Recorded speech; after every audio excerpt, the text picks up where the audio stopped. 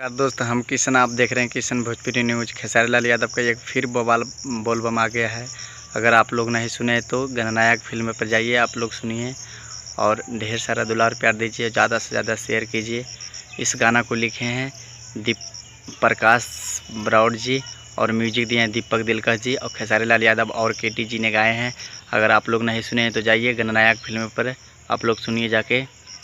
धूम मचा कर रख दीजिए। इस टीजर को गणनायक फिल्म पे आया है। जैसे कैलाश धुआं धुआं को आप लोग ने दुलार प्यार दिए थे, और सही ओम सबके उपाय ओम नमः शिवाय को भी दुलार प्यार दीजिए और धूम मचा कर रख दीजिए कि एक दिन में 5 मिलियन कर दीजिए आप लोग। तो पता चल जाएगा कि फैनों का, खेसारी लाल यादव का फैनों का क्या पावर होता है। धूम मचा कर रख दीजिए। अगर मेरा वीडियो अच्छा लगे तो लाइक, सब्सक्राइब और शेयर ज़रूर कीजिए। और ज़्यादा से ज़्यादा अगर आप लोग मेरे चैनल पे नए आए हैं तो सब्सक्राइब मेरे चैनल को ज़रूर कीजिए और अच्छा लगे तो ज़्यादा से ज़्यादा शेयर कीजिए। धन्यवाद, मिलते हैं अगले वीडियो में। Bye bye.